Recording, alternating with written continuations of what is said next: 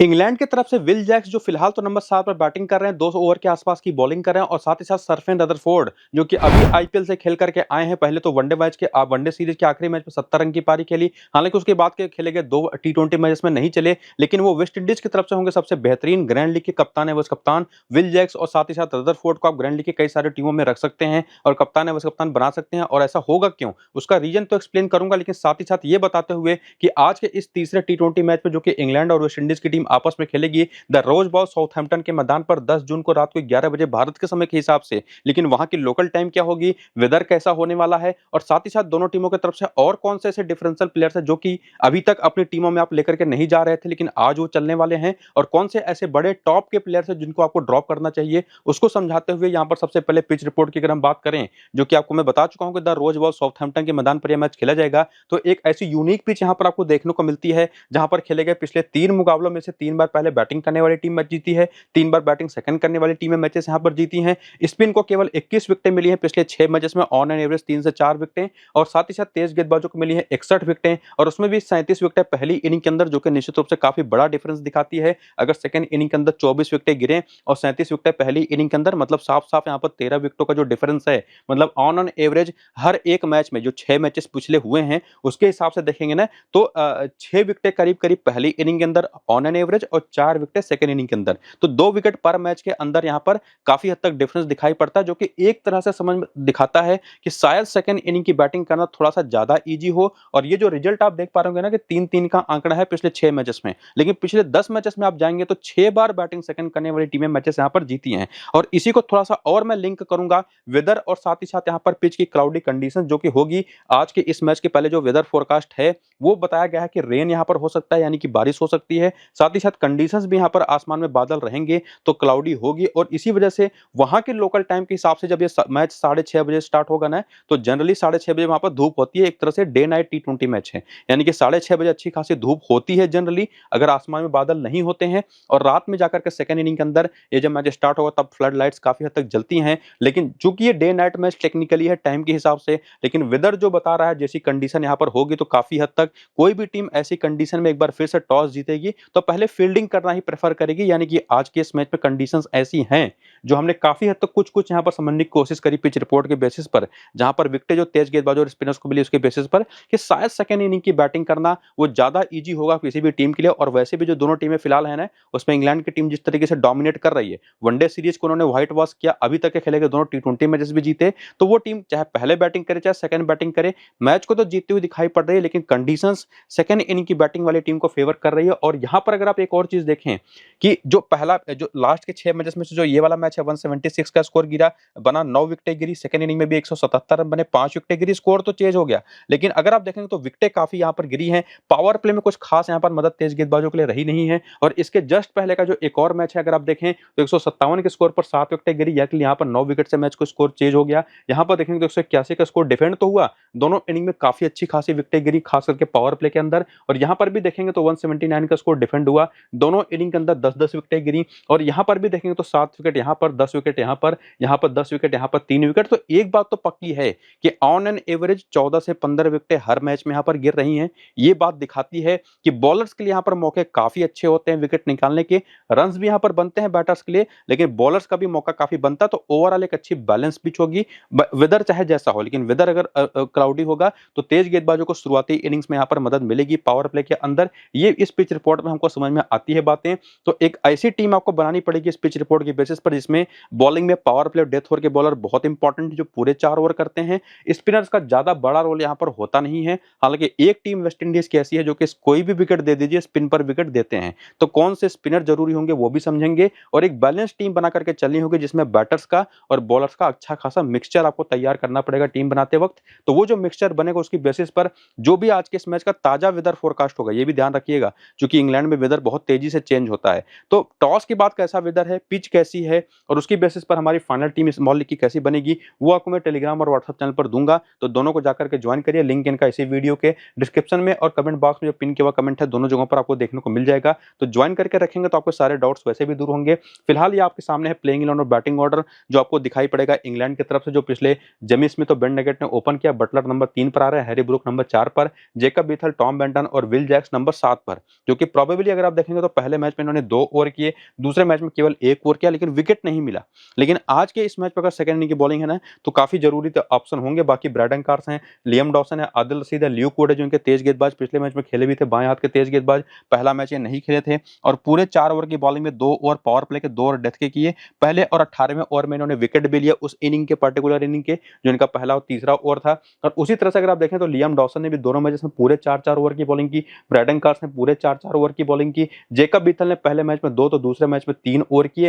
यानी कि ये दिखाता है कि इनके पास 2 ऐसे ऑप्शन है, एक तो है यहाँ पर विल जैक्स, एक है जेकब बीथल। 2 ऐसे पार्ट टाइम स्पिनर्स हैं इनके पास, जो कि 5वें बॉलर के रूप में बॉलिंग करते हैं, और प्रेफरेंस यहाँ पर जेकब बीथल को मिलती है विल जैक्स के ऊपर। चूंकि विल जैक्स अगर पहले ओवर में या दूसरे ओवर में विकेट नहीं निकालते तो उनको उसके बाद ओवर्स मिलेंगे नहीं, और जेकब बीथल दोनों मैच में कामयाब रहे हैं। तो ये भी आप देख सकते हैं कि कौन सा बॉलर कितना प्रेफर्ड है, और उसमें पावर प्ले डेथ ओवर का कौन सा कॉमन बॉलर है। बेंच पर भी जो नाम है, जिसमें से रेहान अहमद और साकिब महमूद में से किसी न किसी को मौका मिल सकता है, जिसमें मुझे लगता है कि शायद आदिल रशीद को आज रेस्ट दें। पिछले मैच में इनको 19वें ओवर जब ये कर रहे थे तो 5 छक्के पड़े थे उस ओवर में, 31 रन पूरे इन्होंने कंसीड किए थे। तो हो सकता है निश्चित रूप से एक थकावट आई है, तो इनको यहाँ पर दिया जा सकता है रेस्ट। वो तो प्लेइंग इलेवन बैटिंग ऑर्डर में जो चेंज होगा आपको टॉस के बाद पता चल ही जाएगा। बाकी T20 करियर में क्या इनका योगदान अभी तक एक्सपीरियंस रहा है इस सीरीज के पहले, वो भी अगर आप चाहें तो यहाँ पर देख सकते हैं पूरा, जिसमें जेमी स्मिथ के 2 मैचेस थे इसके पहले। इस सीरीज के शुरू होने के पहले 28 रन थे, दोनों मैचेस इंडिया के खिलाफ खेले थे। लेकिन इस सीरीज में जो 2 मैचेस इन्होंने खेले उसमें वेस्ट इंडीज के खिलाफ कैसी परफॉर्मेंस करी अगर आप देखें तो पहले मैच में 38, दूसरे मैच में 4 रन बनाए, और उसके पहले भी कैसा इनका फॉर्म था ना, वनडे सीरीज में भी ये खेले थे, 37-0 और 64 की 3 पारी खेली। तो एक चीज इनके साथ रहती है कि कंसिस्टेंट या है नहीं, स्ट्रोक प्लेयर है तो कभी चलेंगे कभी नहीं चलेंगे, ये इनके साथ एक दिक्कत रहती है। और साथ ही साथ जो बाकी खिलाड़ी हैं उनके बारे में अगर आप देखें तो बेन डकैट ने भी 30 और 1 रन की पारी खेली। इसके पहले वनडे सीरीज में वेस्ट इंडीज के ही खिलाफ 58-0 और 60 की 3 पारियां खेली थी। उसके पहले भी 24, 38, 165, 34, 65। मतलब ये भी एक ऐसे खिलाड़ी है ना जिन पर वो बहुत ज्यादा भरोसा तो नहीं कर सकते कि हर मैच में चलेंगे, लेकिन चूंकि स्ट्रोक प्लेयर है तो विकेट गिरने के चांसेस बनते हैं। बाकी जोस बटलर एक कंसिस्टेंट प्लेयर दिखाई पड़े हैं, 47 और 96 की 2 पारियां सीरीज में खेल चुके हैं। उसके पहले भी आईपीएल खेल करके आए थे, बहुत अच्छे फॉर्म में थे। हैरी ब्रूक कंसिस्टेंटली इन्होंने रन बनाए हैं पिछले 5 मैचेस में, अगर आप देखें 5 मैचेस वेस्ट इंडीज के ही खिलाफ थी, जिसमें एक मैच में केवल नहीं चले। तो कंसिस्टेंसी बेसिस पर यह भी एक अच्छा ऑप्शन दिखाई पड़ता है, जिनको ज्यादातर लोग टीम में पिक नहीं करेंगे। जो ज्यादातर लोग होंगे वो बेन डकैट के साथ जाएंगे, जो बनता भी है निश्चित रूप से, उसका रीजन भी समझाऊंगा। बाकी जेकब बीथल ने दोनों मैच में काफी यूनिक तरीके की परफॉर्मेंस दी है, बल्ले और गेंद दोनों से मिला करके, और इसी वजह से काफी शानदार ऑप्शन बन भी जाते हैं स्मॉल लीग के। बाकी टॉम बेंटन का बैटिंग ऑर्डर जो है ना, स्मॉल लीग की बेसिस पर अगर आप देखेंगे तो उतने प्रेफर्ड होते नहीं, इवन विल जैक्स भी।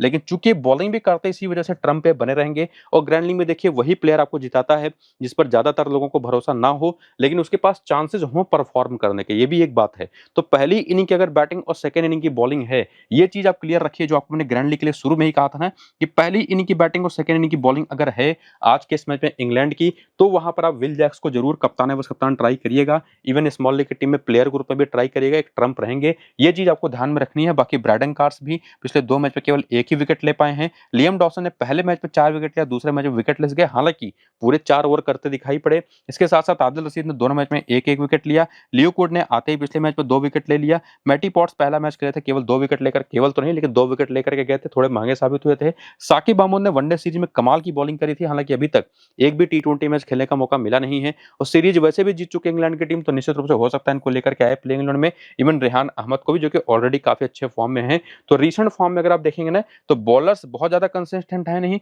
बैटिंग में अगर आप देखें तो ये 3 नाम काफी कंसिस्टेंट दिखाई पड़ रहे हैं, लेकिन बॉलिंग में जैसे एक ल्यूक वुड हो गए, अगर प्लेइंग इलेवन में जारी रखा गया है इनको, तो निश्चित रूप से ये एक अच्छे ऑप्शन होंगे। लियम डॉसन जो कि पूरे 4 ओवर कर रहे हैं, तो इनको आप निश्चित रूप से डिस्टर्ब नहीं कर सकते, अपनी टीम से रखना ही है। और उसमें अगर साकिब महमूद भी आ जाते हैं तो ये भी एक शानदार ऑप्शन होंगे, वरना आप बेन डकैट, जेमी स्मिथ में से किसी भी एक के साथ आप जा सकते हैं, कोई दिक्कत उसको लेकर के है नहीं। और मेजॉरिटी प्लेयर आपके इंग्लैंड के ही होने वाले हैं, 6 से लेकर के 8 आज के इस मैच में भी। उसके बाद हेड टू हेड के आंकड़ा देखा तो वेस्ट इंडीज के अब 2 मैच 42 रन हो चुके हैं, जेमी स्मिथ के 3 मैच 45 रन हो चुके हैं। यहाँ पर बेन डकैट के जो बहुत अच्छे नंबर हैं, लेकिन बटलर के नंबर देख लीजिए जबरदस्त है। लेकिन वहीं पर हैरी ब्रूक के आंकड़े देख लीजिए तो पिछले मैच में जो इन्होंने 34 की पारी खेली, ये इनकी बेस्ट इनिंग है वेस्ट इंडीज के खिलाफ खेले गए 8 मैचेस में, केवल 100 रन इन्होंने बनाया। लेकिन रिसेंट टाइम में जो कंसिस्टेंसी इन्होंने दिखाई उसकी बेसिस पर ज्यादा बेहतर हो जाते हैं। तो निश्चित रूप से अगर आप थोड़ा सा रिस्क ले सकते हैं तो जाइए यहाँ पर हैरी ब्रूक के साथ, और अगर आप पूरी तरह से सेफ खेलना चाहते हैं तो आप जाइए यहाँ पर बेन डकेट के साथ। हालांकि उसमें चीजें इस पर भी डिपेंड करेंगी कि किस इनिंग की बैटिंग है। जनरली पहली इनिंग की बैटिंग है तो वहां पर जेमी स्मिथ को मत ट्राई करिएगा, इनको सेकंड इनिंग की बैटिंग में ट्राई करिएगा। और जैसे मैंने आपको बताया, अगर आप सेफ खेलना चाहते हो तो बेन डकेट के साथ, रिस्की जाना चाहते हो तो हैरी ब्रूक के साथ जाइए। जेकब बीथल को लेकर के कोई डाउट आपको रखना है नहीं। बाकी विल जैक्स और टॉम बेंटन भी ग्रैंड लीग के लिए इंपॉर्टेंट है, स्मॉल लीग के लिए उतने बेहतर ऑप्शन है नहीं। इवन ब्रैडन कार्स भी, लियम डॉसन को आप मिस कर नहीं सकते। आदिल रशीद अगर खेल रहे हैं, या तो आदिल रशीद खेलेंगे या तो रेहान अहमद खेलेंगे। और इस जब सामने वेस्ट इंडीज की टीम हो तो जो भी खेल रहा हो वो आपकी टीम में एज ए लेग स्पिनर जरूर होना चाहिए। और ल्यू कुड तो निश्चित रूप से पिछले मैच 2 विकेट लेकर के आ रहे हैं तो जरूरी है ही। और बाकी देखना पड़ेगा कि क्या साकिब महमूद को या मैटी पॉट्स को मौका मिलता है या नहीं। हो सकता है ब्रैडन कार्स की जगह पर खिला भी लें। तो साकिब महमूद अगर खेलते हो या मैथ्यू पॉट्स भी खेलते हैं तो दोनों में से जो भी खेलता है वो भी इंपॉर्टेंट है। तो ओवरऑल आपने क्या देखा कि अगर आप पूरी टीम बनाने जाएंगे तो 5 प्लेयरों को लेकर के तो कोई डाउट है नहीं। बाकी एक प्लेयर रिस्की है, एक प्लेयर सेफ है, तो वो निश्चित रूप से हो जाएंगे कुल मिला जुला करके 6 प्लेयर। और सेकंड इनिंग की बैटिंग है तो 7वां प्लेयर आपके लिए जेमी स्मिथ भी आ जाते हैं। और उसमें अगर रेहान यहाँ पे क्या मैं बताता, साकिब महमूद या मैटी पॉट्स में से कोई एक खेल गया ब्रैडन कार्स की जगह पर, तो निश्चित रूप से वो भी एक प्लेयर बन जाएंगे जो कि आपकी टीम में आ सकते हैं। तो हेवीली यहाँ पर काफी हद तक इंग्लिश टीम में फेवरेट दिखाई पड़ रही है। इसके बाद वेन्यू के भी नंबर्स देखें, चूंकि रोज बॉल साउथहैम्पटन के मैदान पर यह मैच हो रहा है, तो इस मैदान पर देखें तो जेमी स्मिथ ने डोमेस्टिक सर्किट में 4 मैचेस में यहाँ पर 144 रन बनाए, 48 का शानदार एवरेज है, जो कि काफी अच्छे नंबर्स हैं। इसके बाद बात करें, बेन डकेट इस मैदान पर नहीं खेले, बटलर के नंबर्स यहाँ पर धमाकेदार है, 6 मैच में 235 रन। हैरी ब्रूक भी यहाँ पर एक मैच पर 28 रन बना चुके हैं। इवन बीथल यहाँ पर नहीं चले हैं लेकिन स्टिल इंपॉर्टेंट रहेंगे। टॉम बेंटन के नंबर्स यहाँ पर ओवर एवरेज ही है। विल जैक्स यहाँ पर एज ए बैटर काफी कामयाब रहे हैं। हालांकि जो नंबर इनका बैटिंग का है पहली इनिंग के लिए इंपॉर्टेंट होंगे, वो चीज आपको मैं ऑलरेडी क्लियर कर चुका हूँ। लियम डॉसन के यहाँ पर 54 मैच में 67 विकेट, इनको आप वैसे भी इग्नोर नहीं कर पाएंगे। आदिल रशीद को भी इग्नोर नहीं कर पाएंगे। और अगर इनकी यहाँ पर रेहान अहमद खेलते तो वो भी टीम में होने चाहिए। और साकिब महमूद के भी यहाँ पर एक मैच पर 2 विकेटें हैं। तो इस वेन्यू पर कौन परफॉर्म करता रहा है वो तो आपने देखा। बाकी प्लेयर कैसे आपको सिलेक्ट करने हैं इंग्लैंड की तरफ से वो तो आप ऑलरेडी समझ चुके हैं। बाकी एक और चीज जो हम देखते हैं प्लेयर बैटल, उसको भी अगर आप देखें तो जेमी स्मिथ अभी तक के खेले गए दोनों टी20 मैच में एक बार जेसन होल्डर पर, एक बार रोमारियो सेफर्ट पर आउट हो चुके हैं सस्ते में। इसके बाद बेन डकेट की बात करें तो अभी तक ये दोनों मैचेस में रोमारियो सेफर्ट पर ही आउट हुए। रोमारियो सेफर्ट ने इसके पहले भी इनको एक बार आउट कर रखा है। मतलब ओवरऑल 15 गेंद पर 20 रन देकर के 3 बार ये आउट कर चुके हैं। और पिछले दोनों मैच में इन्हीं की गेंद पर आउट हुए हैं ये बेन डकेट। इसके बाद हैरी ब्रूक की बात करें तो ये थोड़ा स्पिन पर फंसते हैं, ये सभी जानते हैं। जिसमें अगर आप देखें तो ये गुदाकेश मोती की 12 गेंद पर 7 रन बना करके एक बार, रोस्टन चेज की 5 गेंद पर 10 रन बना करके 2 बार आउट हो चुके हैं। अकील हुसैन ने भी इनको एक बार आउट कर रखा है 9 गेंद पर 10 रन देकर के। तो ओवरऑल स्पिनर्स इनको डोमिनेट करते हैं और होल्डर भी इनको 2 बार 10 गेंद पर आउट कर चुके हैं। बाकी जोश बटलर के आंकड़े लगभग हर बॉलर के खिलाफ आपको शानदार दिखाई पड़ेंगे। किसी के खिलाफ थोड़ा सा कमजोर है तो वो जेसन होल्डर ही है। बाकी सभी के खिलाफ शानदार वो खेलते हैं, इसी वजह से फेवरेट कैप्टन के ऑप्शन भी बन जाते हैं। बाकी विल जैक्स के आंकड़े थोड़े से स्पिन के खिलाफ आपको कमजोर इनका खेल दिखाई पड़ेगा। और अल्जारी जोसेफ और रोमारियो सेफर्ट पर भी टॉम बेंटन, रसेल और जेसन होल्डर पर आउट हो चुके सस्ते में। बाकी जेकब बीथल को 2 बार आउट कर चुके हैं अल्जारी जोसेफ। तो ये तो पूरी इंग्लैंड की टीम थी जिनके तरफ से ये भी देखा कि कौन सा खिलाड़ी कब टीम में आएगा और किस बैटर की क्या कमजोरी है। लेकिन वही चीज अगर आप वेस्ट इंडीज की तरफ देखने आए तो इनका प्लेइंग इलेवन बैटिंग ऑर्डर आपके सामने है, जहां पर सरफेन रदरफोर्ड और रोमन पावेल भी पिछला मैच खेले थे। इसके साथ साथ रोमारियो सेफर्ट तो हैं, होल्डर हैं, चेज हैं, अकील हुसैन है, गुदाकेश मोती हैं, अल्जारी जोसेफ हैं। जिसमें रोस्टन चेज का बैटिंग ऑर्डर देखना बड़ा इंटरेस्टिंग हुआ। पहले मैच में नंबर 4 पर मेंशन किए गए थे, अगले मैच में नंबर 8 पर आ गए। और पिछले दोनों मैच में बॉलिंग को किसने कितने ओवर की है, चूंकि अकील हुसैन पहले मैच में थे नहीं वीजा इश्यू की वजह से, सेकंड मैच में आ गए, अवेलेबल हो गए तो आंद्रे रसेल को बाहर बिठा दिया, इनको खिला लिया। पूरे 4 ओवर इन्होंने किए भी, पावर प्ले में ही आकर के ये 2 ओवर कर गए थे। और कंटेन करने के लिए इनको पावर प्ले में बॉलिंग कराया भी जाता है। और इसके साथ साथ होल्डर तो पिछले दोनों मैच में पूरे 4-4 ओवर करते दिखाई पड़े। और हमारे सेफर्ट ने टोटल 7 ओवर किए दोनों मैचेस में, जोसेफ ने पूरे 4-4 ओवर किए, गुदाकेश मोती ने पूरे 4-4 ओवर किए। हालांकि 3 ओवर पिछले मैच में किए, 4 ओवर उसके पहले वाले मैच में, हालांकि विकेट नहीं मिला है। इसके बाद रोस्टन चेज ने दोनों मैच में मिला करके केवल 3 ओवर किए लेकिन 2 विकेट लेकर के गए। इसके बाद रसेल पहला मैच खेले थे 2 ओवर कर गए थे। तो वो सारी चीजें आप यहाँ पर देख सकते हैं। बाकी करियर अगर आप देखना चाहें तो करियर के आंकड़े भी आपके सामने हैं, इसको भी आप वीडियो को रोक करके देख लीजिएगा। और उसके बाद रीसेंट फॉर्म देखें तो पिछले 2 मैच की परफॉर्मेंस और उसके पहले कैसा फॉर्म रहा है वो आंकड़े आपके सामने हैं। जिसमें आप देखेंगे कि एमिन लेविस ने पिछले दोनों टी20 मैच में 0 और 39 रन की 2 पारी खेली। वहीं पर जॉनसन चार्ल्स ने 47 और 18 रन की 2 पारी खेली। साई होप पहले मैच में नहीं चले, दूसरे मैच में बढ़िया कर गए। सरफेन दोनों मैचेस में नहीं चले, हालांकि वनडे सीरीज के आखिरी मैच में 70 रन इन्होंने बनाए थे। बाकी रोमन पावेल 34 रन और 13 रन, और रोमेन पावले बहुत ही तगड़े ट्रम्प होंगे। ना सिर्फ ये, बल्कि सरफेन रदरफोर्ड भी अगर पहली इनिंग की बैटिंग रहेगी तो इनके साथ भी आप जरूर जाइएगा, जो कि आपको मैं ग्रैंड लीग के लिए बता चुका हूं ऑलरेडी। बाकी रोमारियो सेफर्ड ने अभी तक के दोनों मैचेस में टोटल 3 विकेटें ली हैं, 1916 रन की 2 बढ़िया पारियां खेली है नीचे आकर के। तो इनको लेकर के कोई डाउट आपको ना तो सिर्फ रखना है, बल्कि जेसन होल्डर भी एक ऐसे प्लेयर हैं जिनको आप 100% आंख मूंद करके टीम में रखेंगे। इवन कप्तान है, बस कप्तान भी बना सकते हैं। बाकी रोस्टन चेज दोनों मैच में अच्छी बॉलिंग तो की है, लेकिन उसी में अगर बैटिंग ऑर्डर इनका थोड़ा सा ऊपर हो जाए तो वो एक प्लस पॉइंट होगा और निश्चित रूप से एक अच्छा ऑप्शन है, बन जाएंगे। बाकी अकीलुसन ने पिछले मैच में 1 विकेट लिया, गुदाकेस मोती दोनों मैच में विकेटलेस गए हैं। अल्जारी जोएफ के दोनों मैच में 3 विकेट, और अल्जारी को आप वैसे भी मिस नहीं कर सकते। रसल पहला मैच खेले, दूसरा मैच खेले नहीं। बाकी बेंच पर से मुझे कोई अगर खेलता भी है तो ऐसा ऑप्शन दिखाई नहीं पड़ता किसी को अपनी टीम में आप रखें। तो बैटिंग में तो इनके काफी डाउट्स हैं, लेकिन ऑलराउंडर्स इनके काफी पक्के तौर पर दिखाई पड़ रहे हो, जिसमें अल्जारी जोएफ नाम का एक बॉलर भी है जो चौथे खिलाड़ी के रूप में, जिसके लेकर के कोई डाउट है नहीं। लेकिन जब हेड टू हेड के स्टार्ट देकर के डाउट्स को थोड़ा सा और दूर करने की कोशिश करें तो एमिल लेविस हुए, जॉनसन चार्ल्स हुए, ये दोनों हमेशा से अगर आप देखेंगे ना इंग्लैंड के खिलाफ ठीक ठाक परफॉर्मेंस करते रहे हैं। कंसिस्टेंसी एक इश्यू रही है इनकी, लेकिन परफॉर्मेंसेस अच्छी रही है। और उसमें भी एक अगर आप देखेंगे पैटर्न है कि जॉनसन चार्ल्स पहली इनिंग की बैटिंग में, और अगर आप देखें तो सेकंड इनिंग की बैटिंग में एमिल लेविस। ये चीज बड़ी इंटरेस्टिंग है, क्योंकि अगर आप पिछले 2 मैचेस देखें जो इस सीरीज की हुई है, तो दोनों मैच में एक बार एमिल लेविस चले हैं और एक बार चले जॉनसन चार्ल्स। और इनका अगर आप पूरा आंकड़ा देखें हेड टू हेड में इंग्लैंड के खिलाफ, तो पहली इनिंग में अगर देखें तो जॉनसन चार्ल्स बेहतर करते हैं इंग्लैंड के खिलाफ ओवरऑल, और सेकंड इनिंग में एमिल लेविस, जो कि इस सीरीज में भी काफी हद तक एविडेंट रहा है। तो ये चीज ध्यान में रखिए कि दोनों को कब अपनी टीम में रखना है, वो मैंने मार्किंग कर दी है। अगर आपको रखना है तो ट्रम्प ऑप्शन के रूप में। साई होप के आंकड़े बहुत अच्छे नहीं है, लेकिन पिछले मैच एक अच्छी 49 रन की पारी खेली। रदरफोर्ड के 9 मैच में 163 रन है, 23 का एवरेज है। इसके बाद रोमेन पावल के आंकड़े जबरदस्त रहते हैं हमेशा से। इंग्लैंड के खिलाफ 16 मैच 543 रन, 39 का एवरेज। ये टीम इनकी फेवरेट है और पिछले मैच में काफी अच्छी पारी खेली भी इन्होंने। बाकी रोमारियो सेफर्ड भी एक इंटरेस्टिंग नाम रहते हैं इस टीम के खिलाफ, हमेशा से आंकड़े भी धमाकेदार हैं। इवन जेसन होल्डर के भी, और इवन रोस्टन चेज के आंकड़े भी, लेकिन अगर बैटिंग ऑर्डर में ऊपर होते हैं तो। बाकी अकीलुसन के भी 17 मैच में 22 विकेटें हैं। गुदाकेस मोदी कुछ खास विकेटें निकाल नहीं पाए। अल्जारी के 8 मैच में 11 विकेटें हैं, और बेंच पर रसेल हैं जो अगर खेलते तो इंटरेस्टिंग नाम है।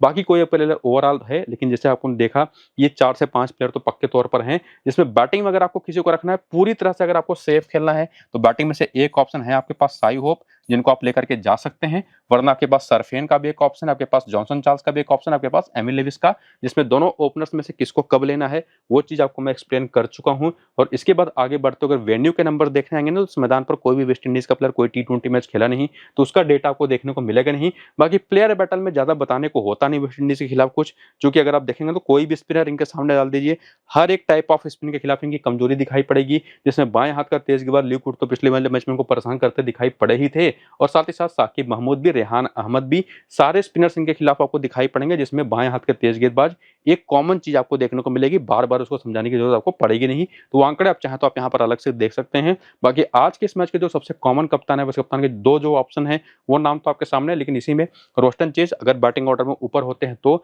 हैरी ब्रूक अगर खास करके पहली इनिंग की बैटिंग होती है तो, और सरफेन रदरफोर्ड भी पहली इनिंग की बैटिंग में ग्रैंड लीग की टीम में ट्राई किया जा सकते हैं कप्तान है बस कप्तान के रूप में। बाकी भी ऑप्शन आपको मैंने सजेस्ट किए हैं। बाकी ये टीम स्मॉल लीग की अभी के लिए बना करके सेव कर सकते हैं। फाइनल टीम जो होगी वो आपको मैं टेलीग्राम और व्हाट्सएप चैनल पर शेयर करूंगा पिच रिपोर्ट और वेदर अपडेट के साथ, उसको जांच करके जरूर ज्वाइन कर लीजिए टेलीग्राम और व्हाट्सएप को। लिंक आपको इसी वीडियो के डिस्क्रिप्शन में और पिन कमेंट में आपको देखने को मिल जाएगा। तो जाइए जल्दी से लिंक्स क्लिक करिए, टेलीग्राम और व्हाट्सएप को ज्वाइन करिए, और ये वीडियो शुरू से अंत तक पूरा देख करके अपनी टीम खुद से बनाने की कोशिश करिए। ग्रैंड लीग की खास करके स्मॉल लीग की टीम के लिए टेलीग्राम पर आ जाइए। फिलहाल इस वीडियो को यहाँ पर करते हैं खत्म, चलते हैं, नमस्कार।